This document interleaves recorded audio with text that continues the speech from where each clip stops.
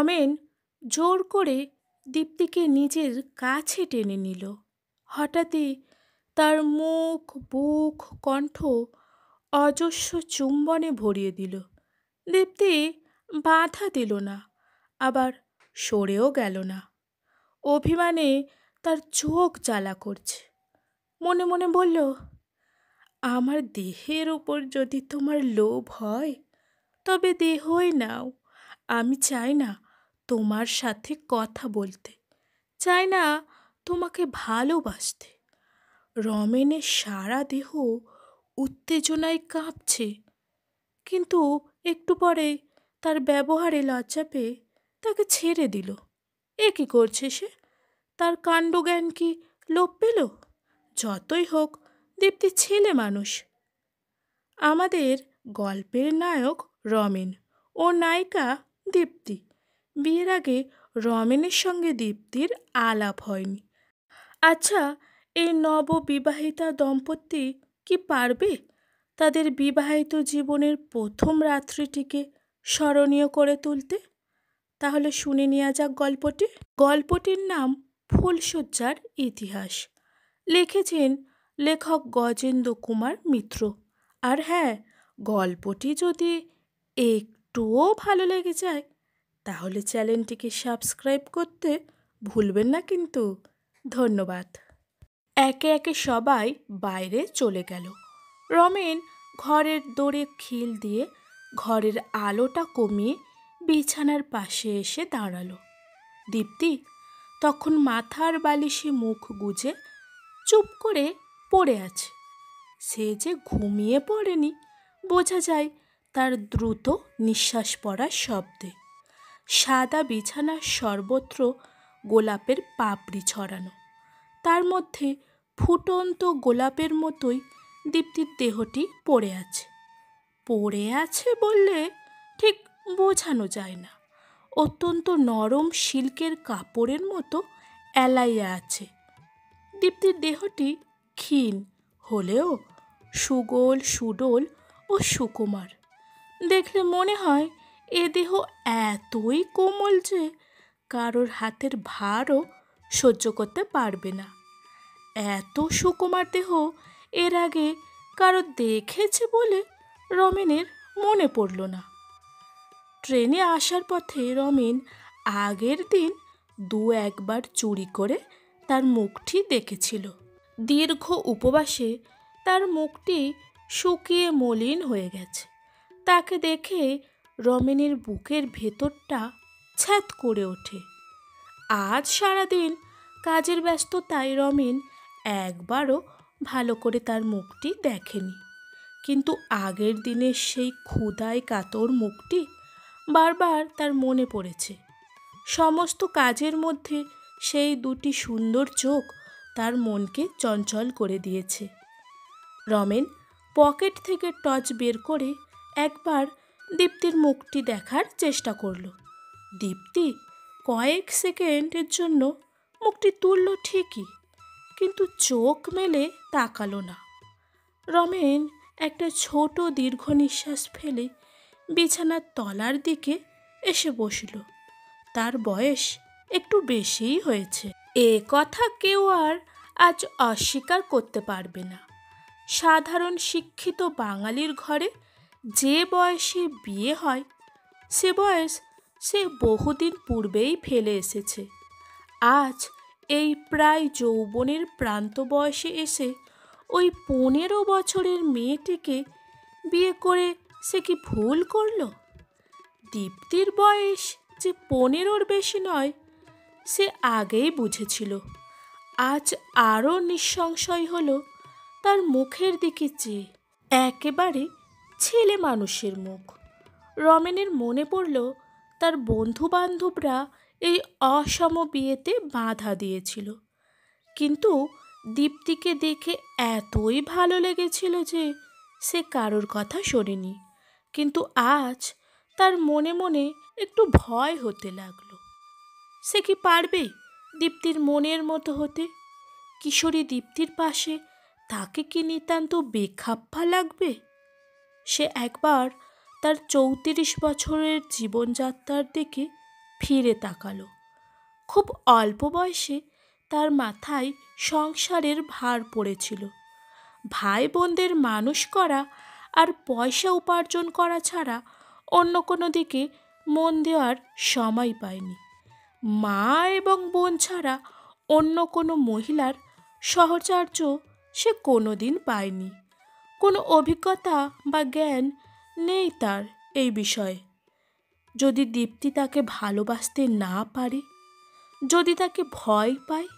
রমেনের কপালে বিন্দু বিন্দু ঘাম দেখা দিল। সে দীপ্তির পায়ের দিকে বসেছিল। একবার তার পায়ে হাত দেওয়ার লোভ সে সামলাতে পারল না। মাখনের মতো নরম দুটি পা সে তার হাতের মুঠোয় ধীরে ধীরে টিপতে লাগল। কিছুক্ষণ চুপ করে থেকে দীপ্তি পা সরিয়ে নিল। মনে হলো চাপা হাসিতে তার পিঠ বার দুই ফুলে উঠল, কিন্তু কোনো সাড়া শব্দ করল না। রমেন গায়ের জামাটি খুলে তার বিছানায় উঠে বসল। তারপর চুপি চুপি দীপ্তির কানের কাছে গিয়ে ডাকল, দীপু, দীপ্তি। দীপ্তি তেমনই চুপ করে রইল। দীপ্তির জন্ম হাওড়া জেলার এক অতি দরিদ্র পরিবারে। তার জন্মের পরেই তার মা মারা যায় এবং তার বাবার চাকরি চলে যায়। সে চাকরি তিনি আর পাননি। কোনো রকমে ছোট ভাইদের মন জুগিয়ে ভাদ্র বউয়ের সংসারে খেটে সে বেঁচে আছে। সে বেঁচে থাকা না থাকারই সমান। দীপ্তি ছেলেবেলা থেকেই শুনে আসছে তার মতো দুর্ভাগা নাকি আর কেউ নেই। নিজেও সে কথা বিশ্বাস করে। তার থেকে যে সমস্ত মেয়েদের ভালো অবস্থা, যাদের শৈশব ও কৈশোর তার মতো দুঃখে ও লাঞ্ছনায় কাটেনি, তাদেরও পণের অভাবে কেউ বা মদখোরের হাতে, কেউ বা বুড়োর হাতে, কেউ বা অত্যাচারী লম্পটের পাত্রের হাতে পড়েছে।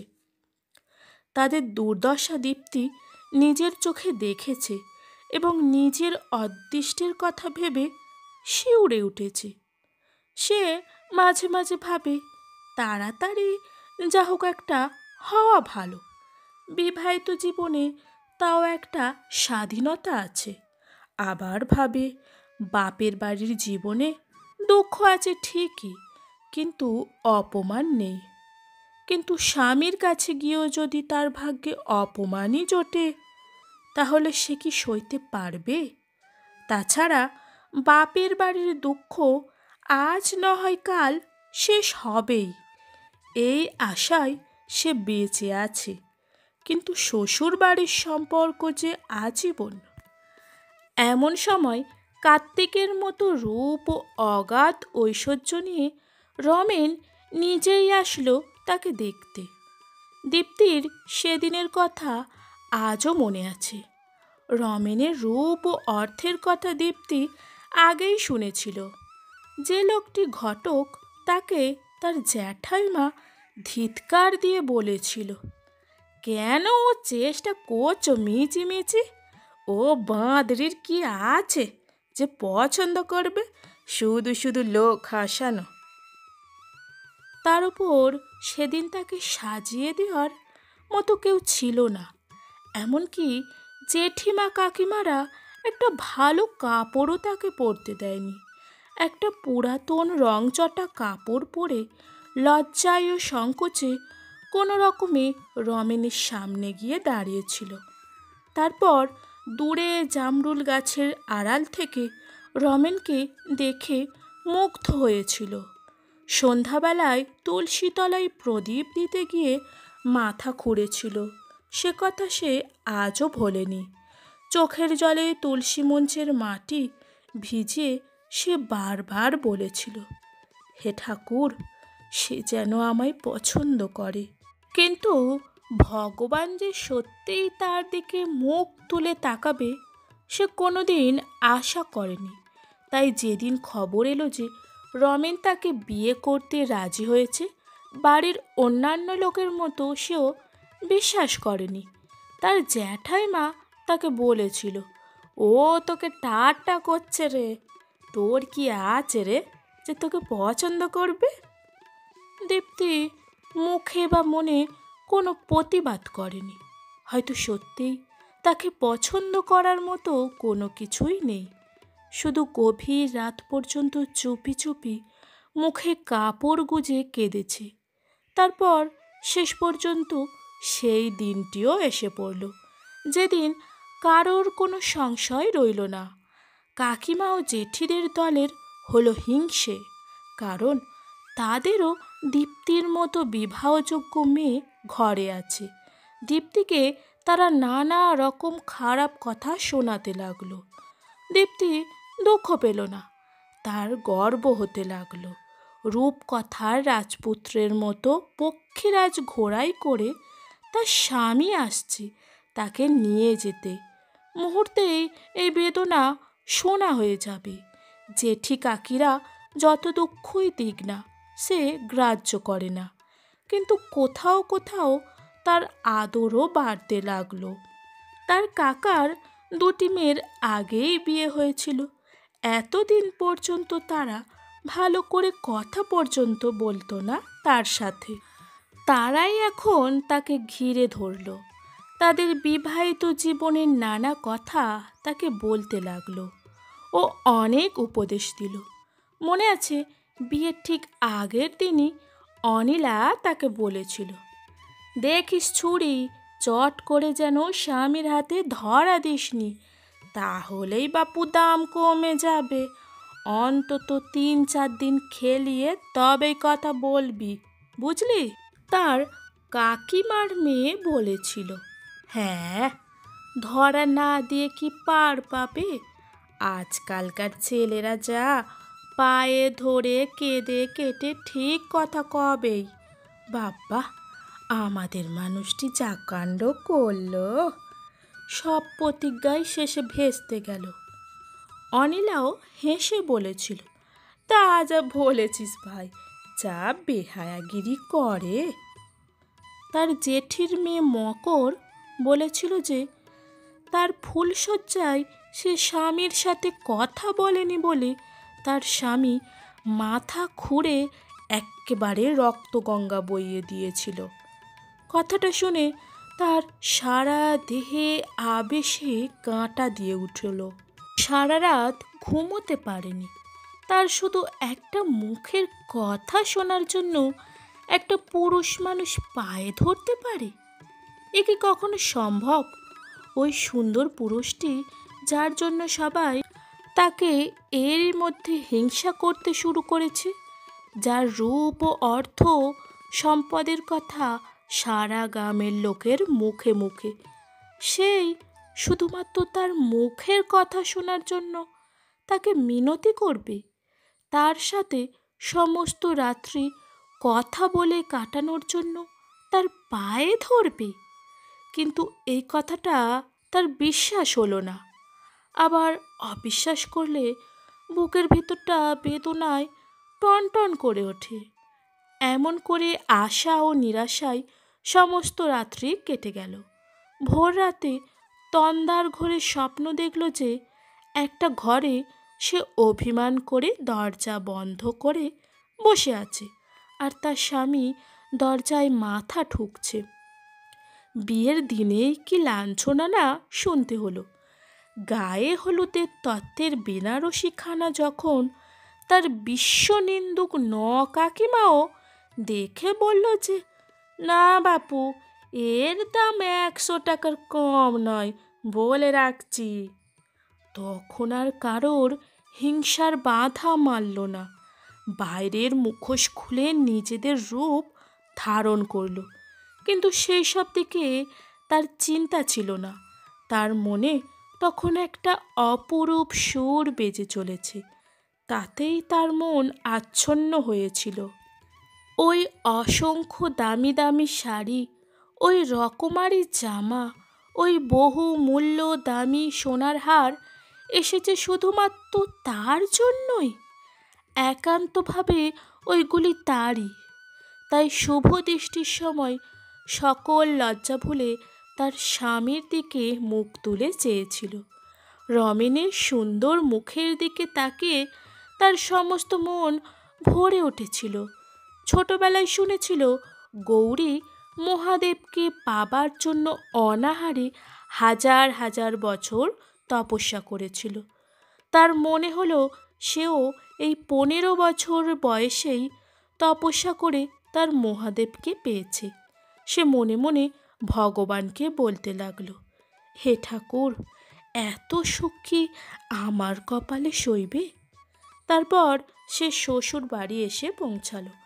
শ্বশুর, শাশুড়ি, দেওর ও ননদ সকলের আদর যত্নে গত 24 ঘন্টা একটা মধুর স্বপ্নের মতো কেটে গেল। মনে হলো সে যেন সত্যি সত্যি কোনো এক রূপকথার রাজপুত্রের সঙ্গে রূপকথার দেশে এসে পড়েছে। আজ আর সে অনাথ অভাগা নয়, আজ সে রাজরানী। এইসব কথা মনে পড়ে দীপ্তির সারা শরীর আনন্দে ভরে উঠল। রমেন অনেকক্ষণ বসে থেকে তার গায়ে আস্তে আস্তে একবার হাতটি রাখল। দেখল দীপ্তি কাঁপছে। সে তাড়াতাড়ি হাত সরিয়ে নিল। তার কানের কাছে এসে বলল, দীপু, তোমার শীত করছে? শালখানা গায়ে দিয়ে দেব? দীপ্তি মুখ টিপে হাসল, সাড়া দিল না। সে হাসি রমেন দেখতে পেল না। আর একবার পিঠে হাত দিয়ে দেখল তার সারা শরীর ভীরু পাখির মতো ঠক ঠক করছে। তার মন মমতায় ভরে উঠল। ভাবল, ছেলে মানুষ ভয় পেয়েছে। সে শাল খুলে দীপ্তির গায়ে ঢাকা দিয়ে দিল। কিন্তু এত ভয় বা কেন? সে আজ পর্যন্ত তার বন্ধু বান্ধবদের ফুলশয্যার কথা শুনেছে, কোথাও তো এমন ভয়ের কথা শোনেনি। বেশিরভাগ সময়ই শুনেছে বধূরাই স্বামীর ভয় ভাঙায়। এই তো কালই ইন্দু বলছিল তার বউ ঘরে খিল দেওয়া পর্যন্ত অপেক্ষা করেনি, নিজেই আলাপ করতে শুরু করেছিল। 3 ঘন্টায় নাকি এত কথা বলেছিল যে বর্ধমানের রাজার মহাভারতের মতো একটা 1000 পৃষ্ঠার বই হয়ে যাবে। তবে কি দীপ্তি তাকে পছন্দ করেনি? না, তার বয়সের কথা কারোর মুখে শুনেছে, তার নামে কেউ নিন্দে করেনি তো? রমেন রীতিমতো নার্ভাস হয়ে উঠল। আর একবার হেঁট হয়ে জোর করে দীপ্তির মুখটি তুলে ধরে বলল, দীপু, একবার চোখ চেয়ে দেখো, আমাকে কি তোমার পছন্দ হয়নি? দীপ্তি চোখ খুলল না, আবার মুখও সরালো না। তখন রমেন মনে মনে অনেকটা সাহস জুগিয়ে দীপ্তিকে একটি চুম্বন করল। বিবাহিত জীবনের প্রথম চুম্বন। দীপ্তি একবার মুখ ফিরিয়ে বালিশে আবার মুখ গুজল। রমেন ভাবল, এটা তো আমার প্রাপ্য। এ আবার কি ঢং? এত ভয় বা কিসের? পাশের ঘরের বড় ঘড়িটায় ঢং ঢং করে 3টে বাজল। আর মাত্র ঘন্টা 2-3 এ ঘরে থাকা চলে। রমেনও অধৈর্য হয়ে উঠল, কিন্তু এই চুপ করে শুয়ে থাকার রহস্য সে ভেদ করতে পারল না। স্ত্রীলোক সম্পর্কে নিজের কোনো অভিজ্ঞতা তার নেই। বন্ধু বান্ধবরা যেটুকু বলে দিয়েছে সেই পর্যন্তই তার দৌড়। কিন্তু এই রকম সম্ভাবনার কথা কেউ তাকে বলেনি। তবে কি এই ছোট মেয়েটিকে বিয়ে করে সে ভুল করল? আরও কিছুক্ষণ সময় কেটে গেল। তারপর সে ভয়ে ভয়ে আর একবার দীপ্তির পায়ে হাত দিল। মিনিট 2 নিঃশব্দে তার পা টিপতে লাগলো। দীপ্তি বাধা দিল না, মনে মনে হাসল, ভাবল, এবার ওষুধ ধরেছে। রমেন এইবার জোর করে তাকে নিজের দিকে ফেরালো। দীপ্তির মুখখানিকে নিজের মুখের কাছে এনে তাকে অনেকক্ষণ ধরে চুম্বন করল, কিন্তু সেই চুম্বন মরা মানুষকে চুমা খাওয়ার মতোই নিরর্থক বলে মনে হলো। একটা মানুষ যদি একদম পাথরের মতো পড়ে থাকে, তাকে কি করে প্রেম নিবেদন করা যায়? রমেন ডাকল, দীপু, দীপু। কোনো সাড়া শব্দ নেই। দীপু, আমার সঙ্গে কথা বলবে না? আমাকে দেখে কি তোমার ভয় লাগে? দীপ্তি তার জবাবে আবার পিছন ঘুরে শুয়ে পড়ল। আসল কথা, দীপ্তির খুব হাসি পাচ্ছিল। এই বুদ্ধি নিয়ে লোকটা বিয়ে করেছে, সে কিছুতেই ধরা দেবে না ঠিক করে রেখেছে। কিন্তু এই লোকটা কি কোনোদিন জোর করে তাকে কথা বলাতে পারবে? মনে তো হয় না। রমেন একটু থেমে বলল, আমাকে কি তোমার পছন্দ হয়নি দীপ্তি? সত্যি করে বলো লক্ষ্মীটি। তবুও ও পক্ষ হতে সাড়া আসে না। রমেনের গায়ে ঘাম হতে লাগলো। কি বিপদ! এ কি বোবা নাকি? সে রাগ করে শুয়ে পড়ল। দীপ্তিকে শুনিয়ে শুনিয়ে বলল, আমি বাবা ঘুমাই, না কথা বলে তো বয়েই গেল। কিন্তু সেটা কথার কথা মাত্র। গোলাপের পাপড়িগুলো যেন কাঁটার মতো ফুটতে লাগলো। ইতিমধ্যে রমেনের 16-17টি বন্ধুর বিয়ে হয়েছে। কই, কারোর সঙ্গে তো এমন হয়েছে বলে শোনা যায়নি। তারই কি ভাগ্য খারাপ! ওদিকে দীপ্তিরও দুটি চোখ জলে ভরে উঠেছে। পাশের ঘরের ঘড়িটা টিকটিক করে চলেছে। তার জীবনের সব থেকে স্মরণীয় রাত্রিটি কি এভাবেই নীরবে কেটে যাবে? রাত শেষ হতে আর দেরিই বাকি। কিন্তু অনিলা, অনুপমা, তাদের স্বামীরা তাদের পায়ে ধরে কথা বলিয়েছে। সে কিনা অনায়াসেই ধরা দেবে। রমেন ভাবছে, বড় মেয়ে হলে না হয় রাগারাগি করা যায়, কিন্তু এ তো একেবারে ছোট। সে নানা উপায় চিন্তা করতে লাগলো, কিন্তু এই সমস্যার কোনো সমাধানই খুঁজে পেল না। কারণ না জানলে উপায় কি করে পায় সে? অনেকক্ষণ পরে সে শুয়ে শুয়েই দীপ্তিকে জোর করে নিজের কাছে টেনে নিল। হঠাৎ তার মুখ, বুক, কণ্ঠ অজস্র চুম্বনে ভরিয়ে দিল। দীপ্তি বাধা দিল না, আবার সরেও গেল না। অভিমানে তার চোখ জ্বালা করছে।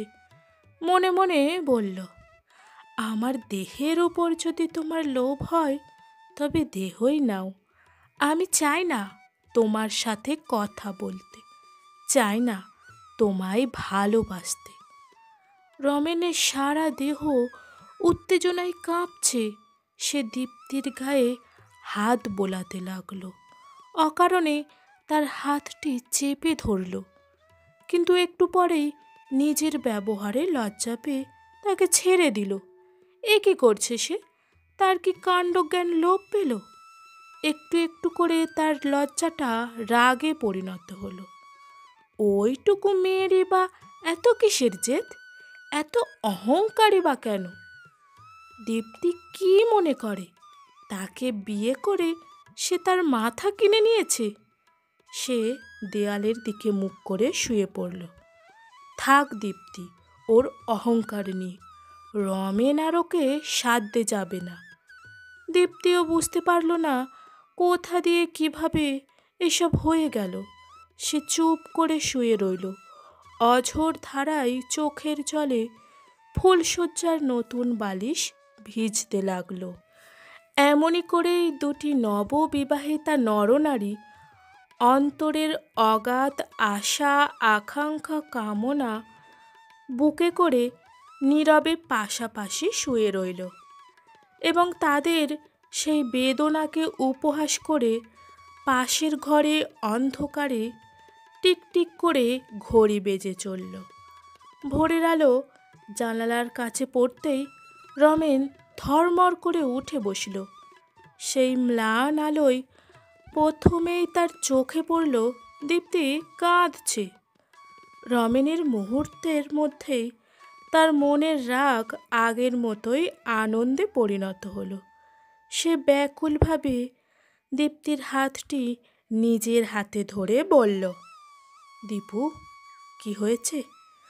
আমায় বলো লক্ষ্মীটি। বাপের বাড়ির জন্য মন কেমন করছে, না আমারই কোনো কাজে ব্যথা পেয়েছ? বলো লক্ষ্মীটি, তোমার পায়ে পড়ি। দীপ্তির চোখের জল দ্বিগুণ বেড়ে গেল। এই কথাগুলি এতক্ষণ কোথায় ছিল শুনি? এমন করে আগে বললে তো তার ফুলশয্যার রাত্রিটি ব্যর্থ হয়ে যেত না। রমেন তাকে বুকের কাছে টেনে নিয়ে বলল, আমাকে এমন করে কষ্ট দিয়ে তোমার লাভ কি হলো দীপু? এই তো দীপ্তির অন্তরটা জ্বলে উঠল। অনিলা অনুপমার দল যা বলেছিল এতক্ষণে তা মিলল। সে ভাবল রমেন তাকে আরও কিছু বলবে, কিন্তু রমেন আবারও ভুল বুঝল। সে রাগ করে তাকে নিচে নামিয়ে ঘর থেকে বেরিয়ে গেল। দীপ্তি কিছুক্ষণ কাঠ হয়ে শুয়ে রইল। তার দুর্ভাগ্যর কারণ কিছুতেই বুঝতে পারল না। এমনই করেই কি তার সারাটা জীবন কাটবে? অমৃতের পাত্র তার মুখের কাছে এসেও দূরে চলে যাবে। সে বিছানা ছেড়ে এসে শুকনো মুখে জানালার কাছে এসে দাঁড়ালো। বাইরের আকাশের দিকে চেয়ে সে মনে মনে বলল, হে ঠাকুর, একটিবার সে ফিরে আসুক। এবার নিজেই পায়ে ধরে তার কাছে মাপ চাইব। নিচের ঘরে বসে তখন রমেনও ভাবছে, অত রাগ না করলেও চলতো। ছেলে মানুষ, আমারই উচিত ছিল হাতে পায়ে ধরে তার ভয় ভাঙানো। বিশ্বদেবতা পূর্ব আকাশে বসে হাসতে লাগলো। আমাদের গল্প পাঠের এই ছোট্ট প্রয়াস আপনাদের যদি ভালো লেগে থাকে তাহলে চ্যানেলটিকে সাবস্ক্রাইব করে পাশে থাকবেন। ধন্যবাদ।